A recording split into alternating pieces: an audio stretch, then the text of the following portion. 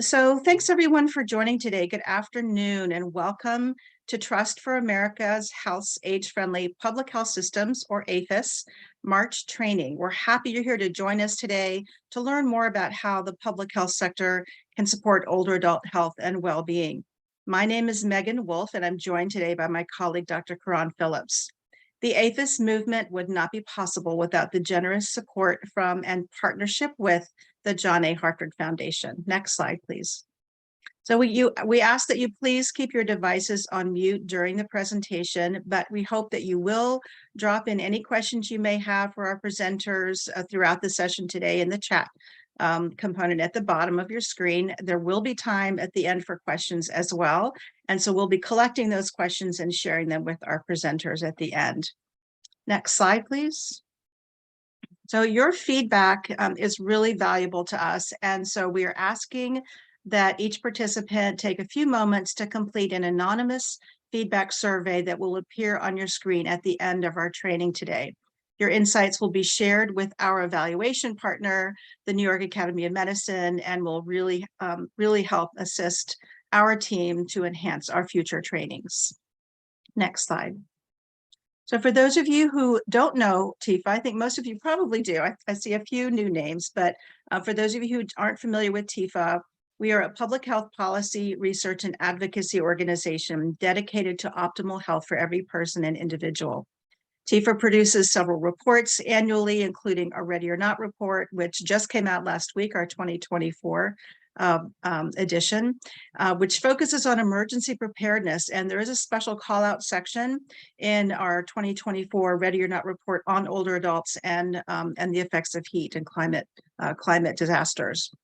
Related to healthy aging, we also have produced reports on several topics, including housing and rural healthy aging. And we will be publishing and promoting next week a brand new report that aligns the 10 essential public health services with our AFPHS 6 Cs framework. So stay tuned for that. We're really excited about that report. Next slide, please. This year, our trainings are focused on exploring public health roles in addressing equity, which is foundational and central to the AFPHS framework and to TIFA's work in general. Our first training this year in January was on ageism, and our February speakers shared some key data and resources on equitable healthy aging. And as always, all of our trainings are recorded and available for viewing on our YouTube site, which we'll share a link to in the chat today. Now, today our training will focus on operationalizing equity at the state level. Next slide, please. And I'm so excited about our speakers today. We're really happy to welcome partners from the Tennessee Department of Health and the California Department of Aging. Both states, both California and Tennessee, are officially AFPHS recognized states. So congratulations. We're happy to have our partners here. So first today, we're going to hear from our speakers from Tennessee, Sally Pitt, who's the director of the Office of Patient Care Advocacy, and Rochelle Roberts, Healthy Aging Coordinator in the Office of Patient Care Advocacy. And then from California, we'll hear from Evan Wallace, who's a Senior Research Specialist in the Division of Policy Research and Equity, and Ross Lallian, Chief of Research, Division of Policy Research and Equity. So all that said, I will stop speaking now and turn the platform over to Sally and Rochelle. Welcome. Good afternoon, everyone. Thank you, Megan and Karan, for asking us to be here today. We are excited to share our Public Health Advancing Health Equity for Older Adults presentation with each of you. Of course, we recognize that our work is not possible without the support from Trust for America's Health team, as well as the amazing support and collaboration from our internal offices and divisions, as well as our external aging sector partners. Next slide, please. So our office, the Office of Patient Care Advocacy, is located within our Commissioner of Health's office, and we believe we are instrumental in advancing the healthy aging practice within our agency by strengthening our public health infrastructure to better support older adults and their caregivers, enhancing internal and external collaborations across sectors to promote healthy aging priorities, gathering and analyzing data pertinent to older adult demographics, offering training, resources, and technical support to promote age-friendly public health systems at both regional and local health department levels. And then utilizing health plans, public health plans, programs such as our internal 4-year strategic plan, state health plan, community health improvement plans, and local health departments' primary prevention plans to effectively implement strategies for healthy aging across the lifespan. And then lastly, supporting and promoting the age-friendly ecosystem, the age-friendly public health system, of course, age-friendly communities, age-friendly health systems, and Tennessee's multi-sector plan for aging. Now I would like to turn over the presentation to Rochelle to share some facts and figures about our state. Rochelle? Next slide.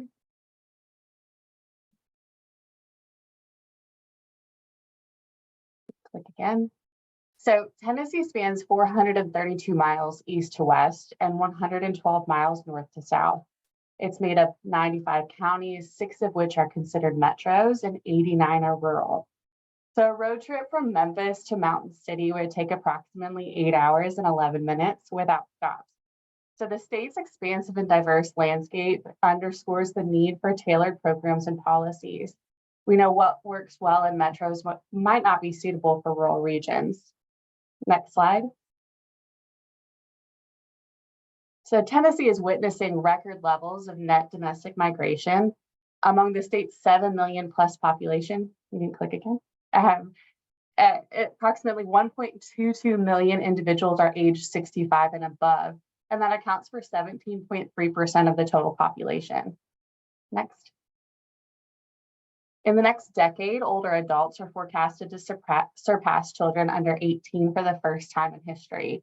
So this demographic shift is really propelled by factors like declining birth rates and advancements in health interventions. On this map, you'll see the dots representing 200 people for each dot age 65 and above. And there's notable concentrations of older adults in our metros, including Shelby, Davidson, Hamilton, Knox, and Sullivan. Next slide.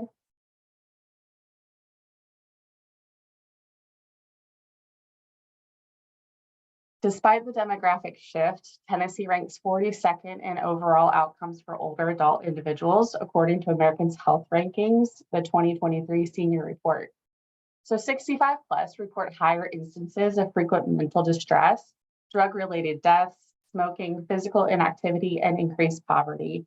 So it's imperative, again, that Tennessee evaluates and transforms the landscape of care delivery for older adults. Next slide. In Tennessee, Alzheimer's disease is the 7th leading cause of death. So targeted interventions addressing these modifiable risk factors could potentially prevent or delay about 40% of ADRD cases, with only 20% of cases genetically linked. So to manage the 120,000+ individuals living with Alzheimer's disease in Tennessee, we have 5 comprehensive assessment clinics. That includes Pat Summit, Jackson, Erlanger, CHI, and Vanderbilt. The availability of geriatricians is severely limited, with insufficient resources to even allocate 1 geriatrician per county. Even PCPs cite various challenges, including lack of familiarity with evaluation tools, time constraints, and reimbursement issues. Again, underscoring the critical need for increased workforce development and specialty recruitment. And I will pass this back over to Sally. Next slide. Thank you, Rochelle. So during the upcoming segment of our presentation, we'll discuss how our Commissioner of Health is prioritizing the importance of healthy aging practices throughout our public health enterprise. In his initial year, he has supported our department's ability to promote the health and well-being of older adults. This is achieved by integrating health equity and healthy aging objectives across our department, rather than operating in separate divisions, offices, and programs. Next slide, please. As with other public health agencies, our department is employing the community health assessment process to evaluate and prioritize local public health issues. In this procedure, each local health council identifies 3 priority areas, such as mental health, tobacco use, or obesity, and creates the Community Health Improvement Plans, or CHIPs.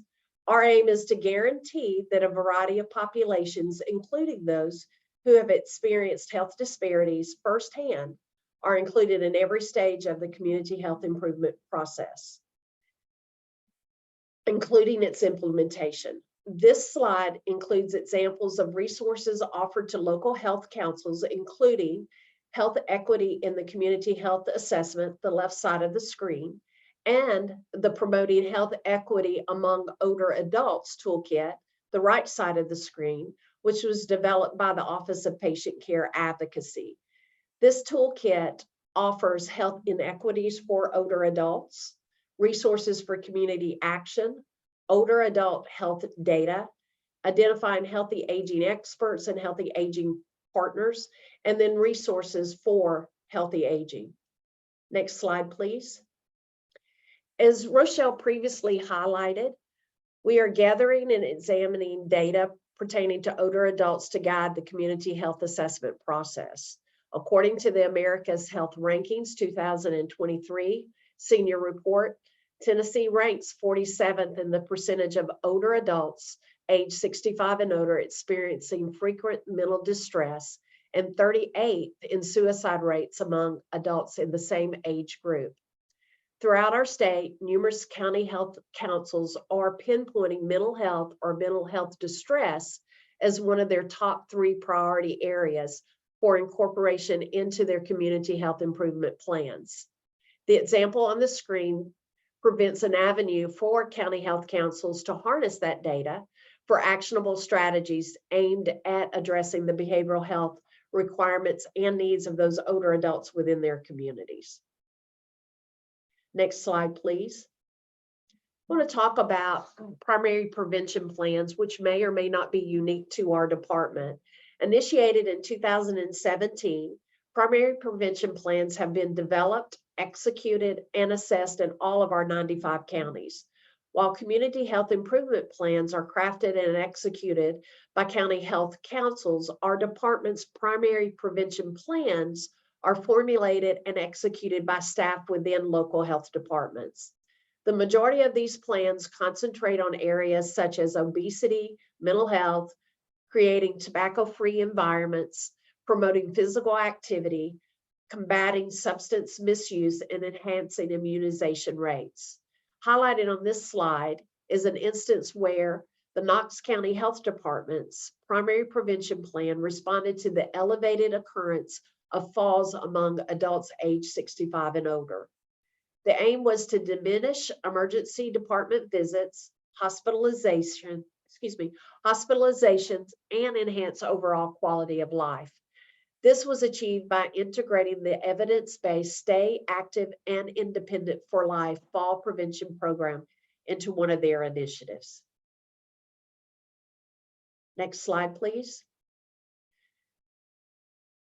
Built environments encompass the spaces where we reside, learn, work, play, and worship. Initiated in 2018, the Healthy Built Environment Grants within our department targeted economically distressed and vulnerable counties. The Office of Primary Prevention allocates approximately $900,000 annually to support approximately 14 projects per year. The highlighted on this slide is an example of collaborative efforts among our state aging unit and one of our local agencies on aging and disability in the northwest part of our state and local stakeholders. The partnership assessed specific challenges older adults face in assessing essential services and social opportunities.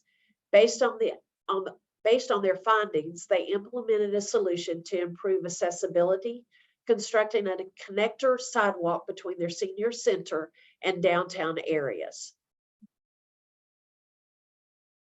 Next slide, please.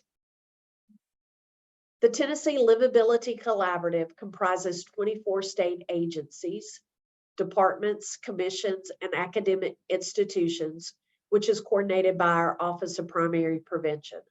The collaborative aims to enhance the well-being, quality of life, and health outcomes of Tennesseans by fostering state-level cooperation in policy, funding, and programming initiatives.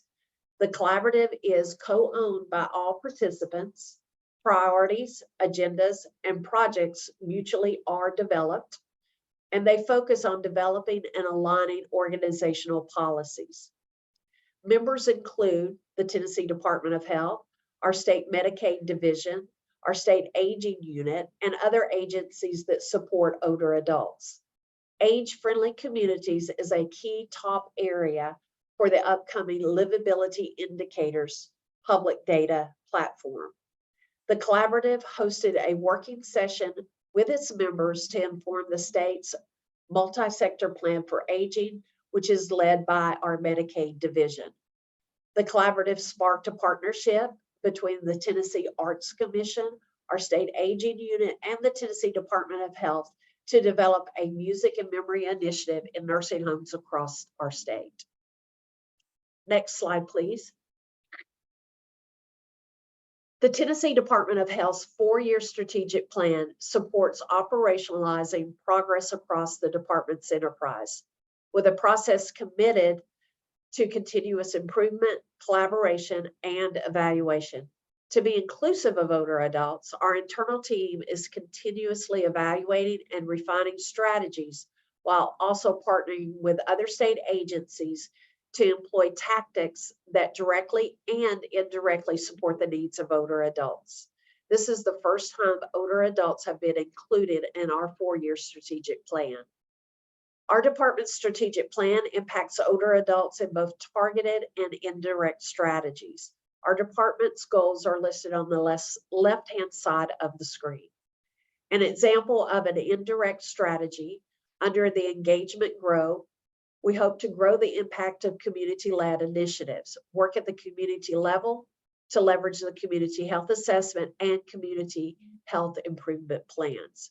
A direct strategy or direct strategies, as noted in Objective 2 on the slide, facilitate successful aging in place by implementing strategies that enable older adults to maintain their independence, health, and well-being. Some of the action steps under this objective include initiatives being led by the Office of Patient Care Advocacies.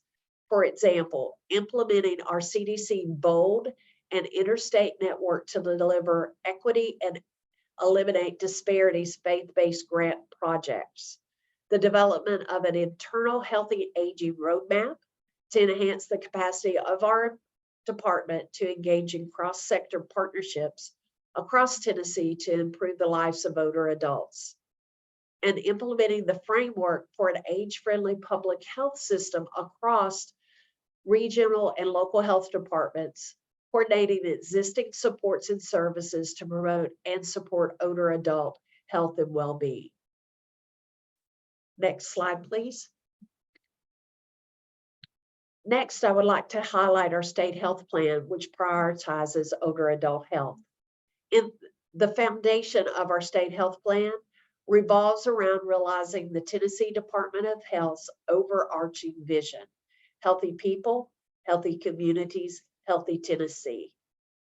This framework integrates considerations for healthy aging across various components, with particular emphasis placed on a healthy life section, which includes a dedicated priority area for older adult health. Additionally, aging is incorporated in other priority areas such as nutrition security, chronic disease management, and workforce development. Next slide, please. Our department sought to incorporate aging throughout the state health plan development process, including through seeking out aging-specific subject matter experts, including aging-specific data in the State of Health report, everything from 65+ poverty to dementia to heat-related hospitalizations by age. Developed age-specific data dashboards and infographics, invited aging partners to public focus groups, and included healthy aging recommendations across priority areas. This includes specific recommendations under the older adult priority area. And as mentioned in the previous slide, incorporates aging in other priority areas such as nutrition security, chronic disease management, and workforce development. You will find on the last slide of our presentation a link to the full state health plan, which includes all dashboards, infographics, and recommendations. Now I'll pass the presentation over to Rochelle, who will introduce some exciting internal initiatives. Next slide. So following the footsteps of Washington State Department of Public Health, our office conducted an HBI internal assessment, engaging most of the internal divisions and offices. So this process really aimed to evaluate how our agency's initiatives corresponded with the roadmap already, pinpoint existing services provided for older adults, and then investigate avenues to bolster that partnership with aging organizations. Additionally, we drew insights from collaborations with our other public health agencies affiliated with Trust for America's Health to analyze the landscape of aging partnerships and services offered to older adults across the state, region, and at the local level. So one example of a finding was the inclusion of dementia and brain health into the annual diabetes legislative report. By including this information on dementia and brain health in the report, policymakers can better understand that intersection between chronic disease and cognitive health, leading to more informed decision-making and integrated approaches to prevention and management. Next slide. In 2019 and 2021, Tennessee incorporated components of the caregiver and cognitive decline modules, which provided state-level data on subjective cognitive decline and caregiving. The information on the left was developed by the Alzheimer's Association and CDC, while the one on the right was created specifically by our office to discuss the 65 plus growth projections, population density, a map that you've already seen, social determinants of health, and action steps to understand, engage, and act. Next slide. So our sister agency, the Division of TennCare, which is our state Medicaid unit, has taken the lead in spearheading Tennessee's effort to establish the framework for the multi-sector plan for aging. So this initiative serves as a comprehensive and cross-sector planning tool aimed to redefine the infrastructure and coordination of services for Tennessee's rapidly growing aging population, as well as individuals with disabilities. The development of Tennessee's MPA necessitated the establishment of strategic partnership across various departments, agencies, and sectors. The 5 goals of the MPA include health and healthcare, caregiving, community choice, employment, volunteerism, community engagement, and then security and protection. Next slide. As a part of the MPA process, go to the next slide. Oh, there you go. TennCare collaborated closely with the Tennessee Department of Health and the Tennessee Commission on Aging and Disability to engage the expertise of East Tennessee State University's Center for Rural Health Research. Together, they worked to develop the Tennessee Multi-Sector Plan for Aging Data Dashboard. This dashboard is a valuable resource for policymakers and partners, offering visually appealing and interactive ways to glean information into Tennessee residents 65 plus. It provides a great summary of Tennessee and specific tabs addressing poverty status, race, disability, English speaking skills, education level, responsibility for grandchildren under 18 years, different chronic diseases, and locations of healthcare facilities across the state. Next slide. And then click one more time. So blue zones and are geographic regions characterized by a longer life expectancy, or they're inhabited by centenarians, and then lower rates of chronic diseases. So common among people in blue zones include natural movement, so that's squatting and standing, stress reduction, a sense of purpose, plant-based diets or lean proteins, and then prioritizing loved ones and belonging to faith and religious communities. And then research indicates that people who regularly participate in faith and religious communities can live 4 to 14 years longer. So leveraging this knowledge, our office partnered with UT Chattanooga, which is the University of Tennessee, Chattanooga College of Nursing, to mobilize faith, religious, and community leaders through the Intrastate Network for Delivering Equity and Eliminating Disparities, or better known as the INDEED program. So INDEED aims to empower faith and religious leaders in assisting aging individuals affected by the pandemic, chronic illness, dementia-related conditions, and social determinants of health within the congregation. It's a statewide effort with a focus more on rural and underserved communities. Next slide. And to address the lack of geriatricians in the state and increase the confidence of PCPs, we're teaming up with Vanderbilt University Medical Center to implement ECHO, or the Extension for Community Healthcare Outcomes, to really improve the primary care providers' ability to manage more patients with ADRD. The ECHO program really decentralizes medical knowledge, allowing specialists to share expertise and offer telementorship to primary care teams, especially in those rural areas across Tennessee. So the collaboration will deliver specialized care to patients, will develop out the ability to deliver care to patients locally, meeting them where they are. And then the primary care providers will join 12 one-hour sessions featuring a didactic portion and reviewing de-identified case studies. So this is a hub and spoke knowledge sharing network, and it creates that learning loop. So community providers learn from specialists, and then they also learn from one another, and then specialists learn from community partners as well. So we see the ECHO dramatically increasing access to diagnosis and management in rural and underserved areas by frontline clinicians. Again, moving knowledge rather than moving patients. Next slide. We also actually just this week hosted a 6-week virtual public health ECHO pilot. It involved 100 individuals across 34 counties, representing 3 statewide programs and 1 metro. Participants engaged in a didactic session as well, and then group consultation addressing barriers to risk reduction in health departments.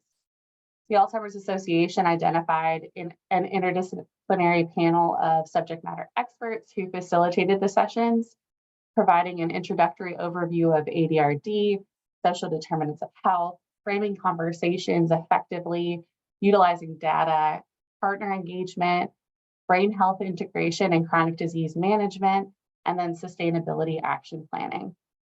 Next slide. And then much of the participants really resided in that West region that you see circled.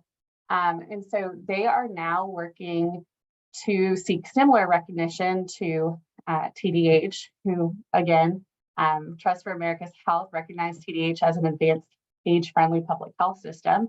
And Sally and I are both champions as well. So we'll be supporting their efforts by providing technical assistance, introducing them to key partners in aging, and facilitating infrastructure for healthy aging in West Tennessee. Team members will develop an action plan based on the 6 Cs framework. Regional Director Shelley Hayes will be facilitating a meeting on March 27th to learn about current work of aging sector partners, identify shared priorities and strategies, and really align the age-friendly public health system action plans into existing TDH initiatives and programs. And then plans as well. So our 4-year strategic plan, state health plan, and our CHIPS. So the second meeting will be on May 13th. And at that meeting, we'll be hosting local city and county officials, legislators, aging sector and health system partners, as well as community organizations to share Tennessee's age-friendly ecosystem and the initiatives of the counties, all of which support the life course approach to healthy aging. Next slide. And if you guys want to reach out to us, we love to collaborate. We follow a lot of the states that you guys represent. So this is our contact information. And then The next slide will have a few resources for you guys to reference whenever you receive the PowerPoint.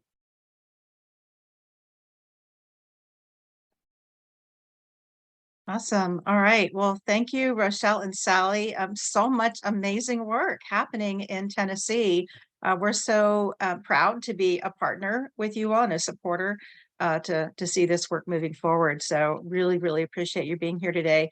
I saw that you did provide a link to your data dashboard, so appreciate that. And hopefully we'll be able to also get a copy of that healthy aging assessment. I'm just really curious about the questions in that assessment. So hopefully we can work on that.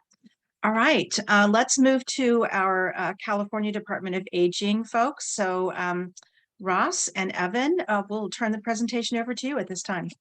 Thank you, Megan. Hi, everyone. I'm Ross Lawley, and I'm the Chief of Research with the California Department of Aging, or CDA as we're known. And I'm joined by my colleague, Evan Wallace, who is a Senior Research Specialist. We're going to discuss two things today. First is our equity framework, and the second thing is our midlife and older adult LGBTQIA plus survey. We have quite a bit of slides to get through. We'll keep it brief so we have time for Q&A at the end. You can go to the next slide, please. So equity impacts every facet of our work at CDA. We administer the state's master plan for aging, which at an extremely high level is a blueprint for the state to deal with changing demographics. And this, as an FYI, we refer to the master plan for aging as the MPA.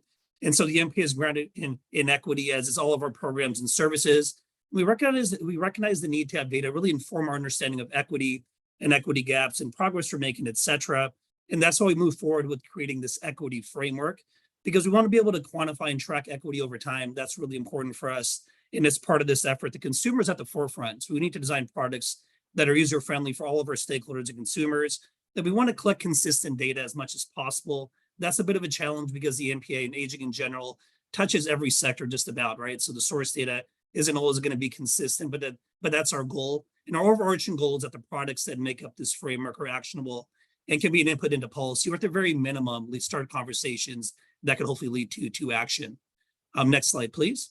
So before we get into the main topics of this framework, I'd like to set context about how this framework fits into a larger process.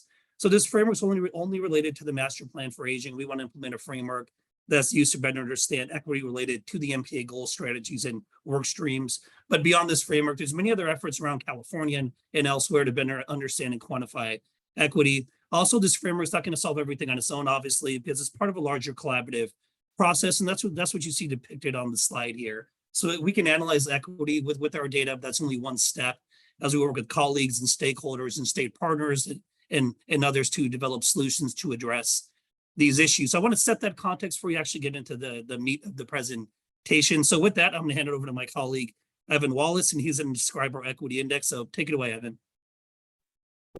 Thanks, Ross. Can we go to the next slide, please? Actually, one more slide. This is an old version. There we go. So as Ross mentioned, equity, we like to say that equity is baked into the entire MPA, Master Plan for Aging, and that creates a lot of equity data. And we wanted to do more than simply take all that data, put it in a giant spreadsheet, and put it online somewhere, because we already did that. And we found that it overwhelmed our users and really wasn't that helpful. And so as we were redesigning our data dashboard for aging, our repository of public dashboards, we knew from previous web analytics that most of the time we really only had our audience's attention for a minute or less than a minute, actually. And so we really wanted to build something that even if we had only had you for a short amount of time, you'd still walk away from our dashboards with a message, and especially a message about equity. So we talked about it and we landed on an equity index that's focused on the different population groups. And what it is it's a basic but broadly applicable way of summarizing all that equity data, and so it identifies where the inequities are going to be the greatest and where some additional analysis might be warranted. And so we start with that summary, and then if we catch the user's eye, hopefully we do, and they want more detail, the details is already in that dashboard. They just have to move the mouse a little bit and they can see additional detail. So the index itself, it summarizes an outcome, how an outcome varies based on the population group. And so we'll take a look at the data set. In this case, we're looking at our older adult homelessness data. And so we'll look at what's available in that data set, the equity topics. In this case, were age, age, ethnicity, race, and sex. We use a lot of different data sources like Ross mentioned, so the equity topics will vary by data source, as will the groups within each topic. But what we'll do is for each topic, we're gonna summarize how different the outcomes are for groups within that topic with a single number. So even though race here, which is has a 17, there's 6 subgroups within race, we're still going to just summarize it with a single number to tell you how different those groups are. And so the equity index is a score on a scale of 0 to 100. As Ross mentioned, we're striving to create something that's really understandable, and hopefully a lot of people are familiar with that scale. In this case, a higher number indicates more equity, which means the groups are going to be very close together, very similar. A lower number indicates less equity, which means the groups are going to be very different from each other. So if you were to look at a topic that had a very high equity score like ethnicity, which is a 99 out of 100, you would expect the groups to have a very similar number. And in the actual dashboard, if you were to hover your mouse over that pill or marker right there, you would see the groups, and you would see that Hispanic older adults experience homelessness at a very similar rate to non-Hispanic older adults, 738 versus 735. This is per 100,000 people. That's basically the same number. And so we would call that equitable. By contrast, if you were to look at a topic that had a very low number, like say sex here, which is a 41 out of 100, you would expect there to be a pretty big difference between the groups. And again, if you hover over the pill, you could see the groups, and you would see that male older adults experience homelessness at a much higher rate than female older adults do. And so we would call that an inequitable outcome there. So next slide, please. Oh, sorry, go back one more. So after we calculate the equity index for all of the topics, we'll just take a step back and we'll look at them all. And then we can identify which one has the greatest disparities. And in this case, it's race at 17. But you can also see that sex and age also have a pretty big disparity there to deal with. And so then we can, knowing that, we go talk to starts conversations with our policy folks, some of our stakeholders, and we can talk about, hey, is there anything we can do with our programs or our initiatives to help reach these populations better? Okay, now the next slide, please. And another thing we like about the equity index is that it's essentially quantifying equity. It's putting a number on it. And once you put a number on it, you can track it over time to see how it's changing. This chart here is looking at gender equity amongst older adult homelessness, or tracking it over time, tracking the equity score over time. You can see it started at 35, it's gone up to 41, so it's increasing. If that number is increasing, that means the groups are getting closer together. So it's slowly increasing, I'll admit, but it's still increasing. And what we actually intend to do is set equity targets. And so we work with a research partnership. We have an equity group that advises us. We're going to work with them to actually set targets for equity. So it could be something like, maybe we want the equity score to be 80 or above. Maybe we want it to be 20% better than what it is. But we'll work with our partners to establish a goal that's achievable for the span of the master plan for aging. Next slide, please. And so once we implement the equity index across everything we're measuring, all the outcomes we're measuring, it really unlocks this broader assessment of equity across the master plan for aging. So we can do things like we can take a single topic like race, ethnicity, look at all of the equity scores across all of the areas and domains of the master plan for aging, and see where it's lowest, see if there's any trend, any themes or commonalities between the lowest domains, and start more conversations about that. Just want to point out that we're still at the early stages of implementing this, so we didn't have actual the final numbers to show you. So we're just putting some numbers here to show you what it could look like. Those are not real numbers there. Next slide, please. So this is the last one for me. The question is, where's this data going to live? Is this meant to be an internal index, or is it going to be something public? And we intend it to be a public index. And so this is an example of one of our dashboards. This is a key outcome about homelessness. At the top is where we'd measure something like the statewide overall number. But then you can see there's a dedicated panel for equity right beneath that that shows you how that number varies based on population group. Also, we show you by map how it varies by geography. But we really want to get this, we think it's going to be a useful tool to help start conversations about equity with a basis in data. And so we're looking forward to getting this out there, getting feedback, iterating on it, improving on it, so we can make sure that it's functioning as we intended it to. Ross, I think you're next. Up next. Thank you, Evan, so much. Go to the next slide, please. I want to switch gears for a bit and discuss a really important survey that's currently being administered in California. And this is a survey of midlife and older adults who are part of the LGBTQIA plus community here in California. So as we discuss this equity framework, without data, there is no framework, right? So we need data from all communities, but especially underserved communities. Go to the next slide, please. And so this effort came about because the state has never collected data on the older adult LGBTQIA plus community, but all the work that we undertake is grounded with equity and lifting up underserved communities. Without data, we don't fully understand the needs and experiences of the community. And we also aren't allocating resources as accurately as we could be probably.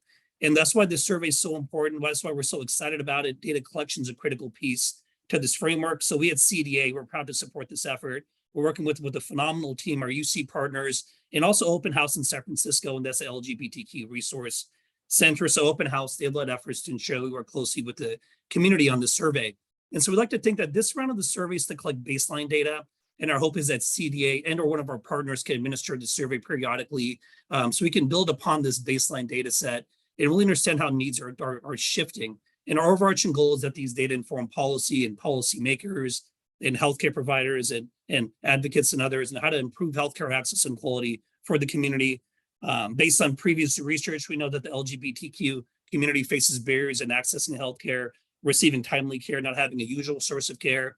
So we hope that these data can help lead to some improvements, expansion of training across healthcare networks, improved access to LGBTQ affirming medical and social service providers, and the development of programs based on the needs of the community. Also, the survey helps to advance the goals of the MPA because the survey touches on several goal topics, but it really gets to equity, which is what the MPA is all about. Next slide, please. So this slide shows a timeline of the study. We're currently in the data collection phase. The survey is currently open. It closes on March 31st. We're going to do some analysis in springtime, and then we hope to disseminate outputs sometime in the summer time. So that was a quick one. Next slide, please. So I mentioned that Open House was instrumental in ensuring that we work closely with the community on this effort. So Open House led efforts to develop what we call a statewide coalition. And the study team partnered with that coalition. We're leaning on them for quite a bit. The coalition's helping us promote and distribute the survey. So the coalition's comprised of 52 organizations throughout the state. And these are LGBTQ centers, area agencies on aging, healthcare providers, community centers, et cetera. And a subset of that coalition served as a survey advisory group. And the survey advisory group provided valuable feedback on what questions to include, the phrasing of questions, which is critical, and response options as well. We knew that it was critical to actually have the trust of the community to really garner a high response rate with the survey. And I think in partnership with Open House, we made a lot of progress in that regard. And also this partnering with the coalition and the advisory group led to a much better product. Next slide, please. So I want to share some high-level information about survey methodology. The survey domains include economic and social well-being, behavioral health, and physical health, high-level domains. It's a wide-ranging survey, touches several topics. We think it takes about 20 to 25 minutes to complete, but folks have let us know that it actually took me about 40 minutes to complete because it is so comprehensive. It's an online survey through Qualtrics. And to qualify to take this survey, one must identify as a member of the LGBTQIA plus community, be at least 50 years of age, and be a California resident. Next slide, please. So this last slide, this is about outputs. So in terms of outputs, we've developed a couple of newsletters. We have 3 more that are scheduled to go out to provide some progress updates on the survey. We're going to develop a traditional long form report with an executive summary and also infographics. I'm a huge fan of infographics. It's quick, one-pagers, easy to understand, but convey a lot of important information.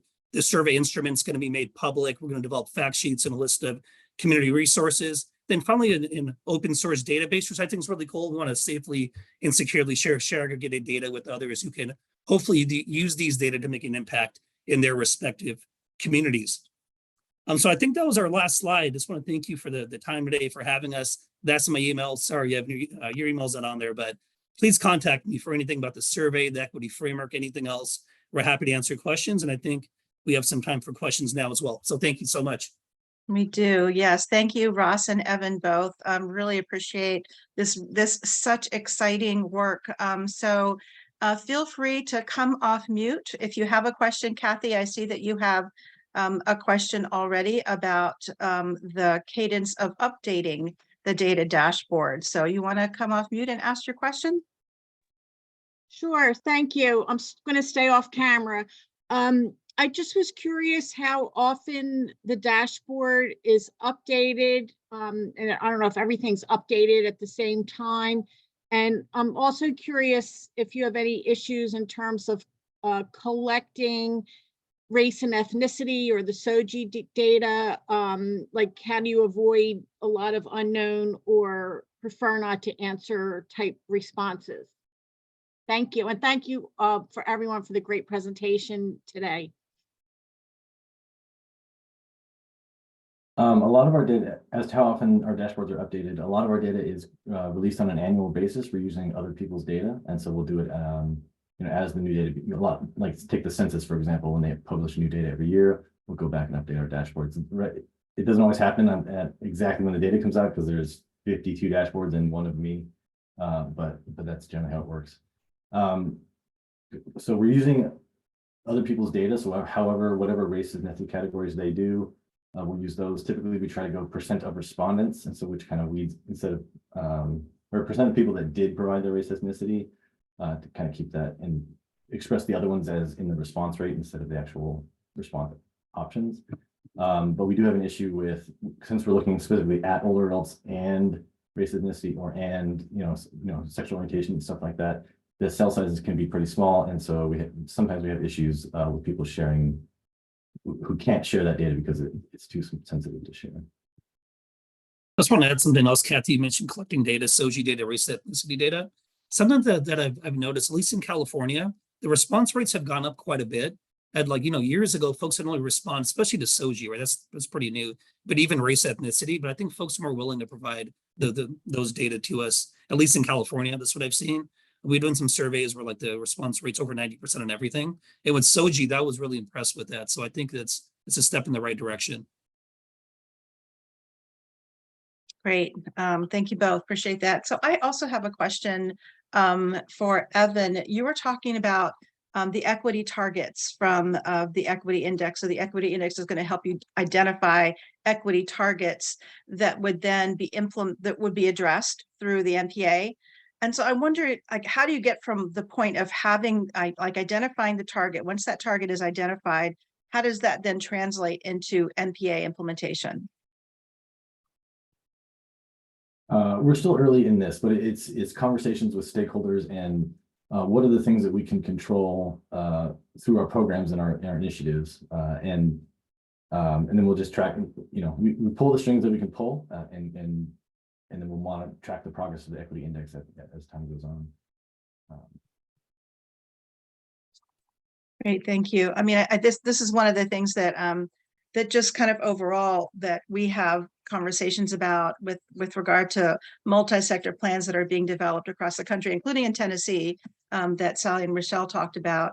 It's like how once you get those high-level policies in place, once the MPA has been adopted, what's the engine to get those plans and those actions and activities and policies and programs moving and sustained across a state or a region. So I don't know if you have a response to that, or Sally, if you and Rochelle have a response to that, but it's definitely something that a lot of people are thinking about. There's a lot of collaboration for us. I think Jackie and Carol on the line here from California, they handle all that. There's so much stakeholder, the stakeholder contact, I guess you could say, for us. It's a huge team effort where there's one small piece of that, but it's a lot. And Evan and I don't do it ourselves at all. It's a much larger team. So there's a lot of that. I think that's core to us, is working with our stakeholders, taking their input, following up with them, et cetera. And I think for Tennessee, I think we're still in the early stages of the development of our multi-sector plan for aging. Currently, we're even exploring where exactly will this plan land. Right now, we've got a couple of agencies that are being considered, as well as the governor's office. So again, I agree with you, Ross. I think it's just multi-sector. You've got all of the different partners for that implementation piece. And we always stress it's a state's plan. It's not CDA's plan. I think that's critical, because folks might think it's our plan. No, it's everyone's plan. It's much larger than us, right? So we'll also stress that. Yeah, and I think in California, the CDA initiated, or the governor initiated, but CDA, I think, led the development. And I think that's different across all states as well. Yep. Yeah.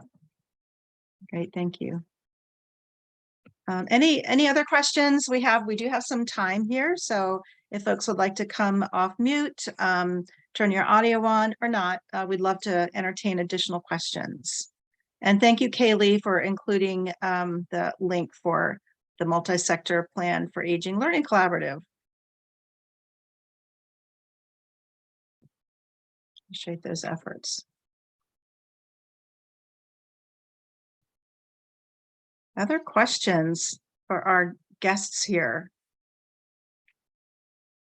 So I don't know if Ross and Evan, if you all can answer this question or not, but we have heard that the multi-sector plan for the master plan, the MPA in California is being translated to the local level, so that there are several counties in California that are beginning to adopt MPAs. I'm wondering if if you can speak to that and what that process looks like and how the equity index will help support that kind of translation into the local work.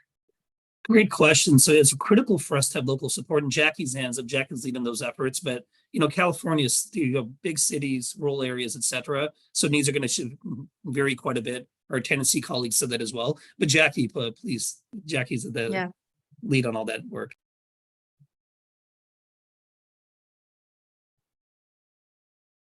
Jackie, I see you've gone off mute, but we can't hear you.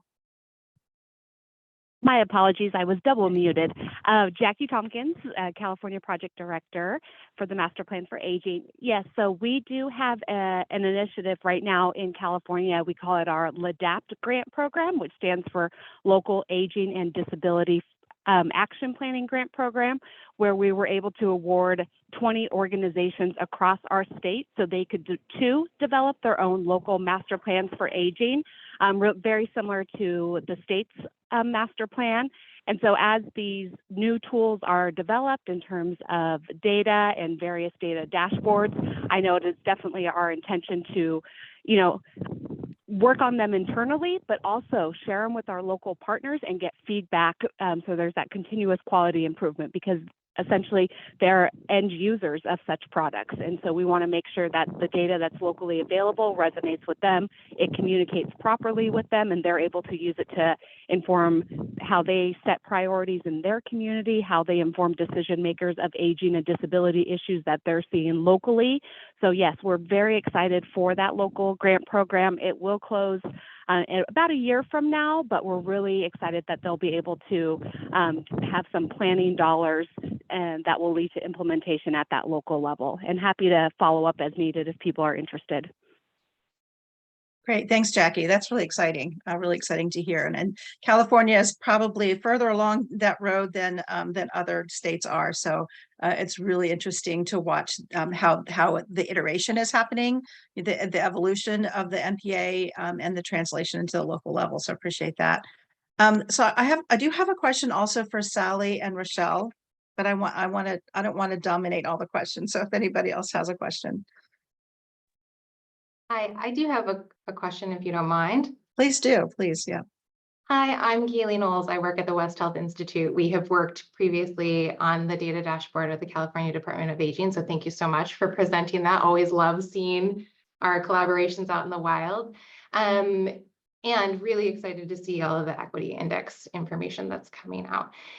But my question is not directly related to either of those. I am wondering if through the LGBTQ+ survey that you're doing, if you have any questions related to telehealth. We've learned from different partners that population in particular, telehealth can be a really important piece of access. And so I'm wondering if either the Tennessee or California, actually, it doesn't have to be specific to the survey, if either groups have really seen telehealth as an asset for this population. So Kaylee, for the survey, I'll look into that and I'll get back to you. It's just a wide ranging survey. There's a lot of topics. So I want to see if you have specific questions for telehealth. I agree, it's a critical issue. And then I don't know if the Tennessee colleagues want to add anything.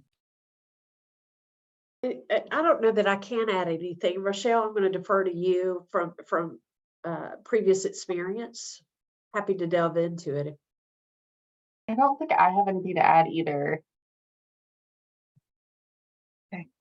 All right, great. Well, thanks for the question, Kaylee. It's an important one.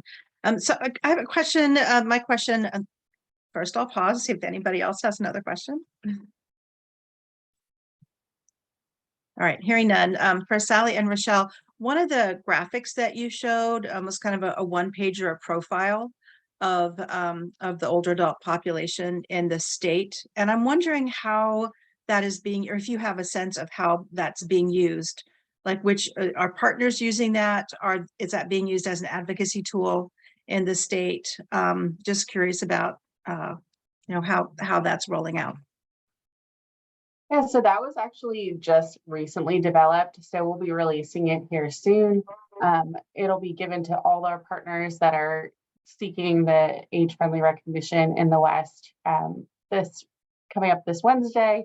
And then we'll be posting it on our website. But the goal is to share that information, just make it easy to use and a quick snapshot to advocate for that healthy aging across the continuum.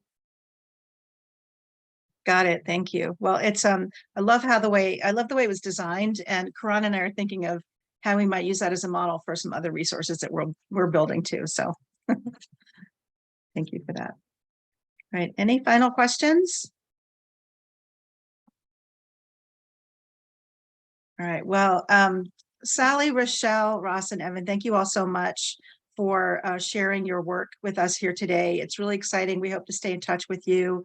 And I know that everyone learned a lot. I certainly continue to learn a lot from what's happening in both states. And it's just so encouraging to see things going in so many different directions and that this work is growing exponentially. So really appreciate all that you're doing in this area. So I will turn the presentation. Thank you. I'll turn the presentation back over to Karan for a few final words. Thank you, Megan, and thank you everyone for attending today. Just as a reminder, our April training will occur on April 18th at 3 p.m. Eastern Standard Time. You will be able to register for this under events. And just as a note, if you register for one of our trainings, you can actually register for all of our trainings for the year. That option is always provided to you whenever you register for one of our trainings. Actually, April will focus on some highlights from TIFA's overall Pain in the Nation report and implications of equity in non-older adults. If you are pursuing our champion designation, again, this is for our recognition program, please pause or please navigate to the QR code on the screen. This will allow you to account for your attendance today at our training so that we can get you recognized as attending 6 trainings as Sally and Rochelle both are. So again, if you're viewing this as a recording or if you are with us right now, please take a second, grab that QR code from the screen and mark that you attended the training today. And with that, I'm going to close us out. Thank you all. You can reach us at the information on the screen and have a great rest of your day.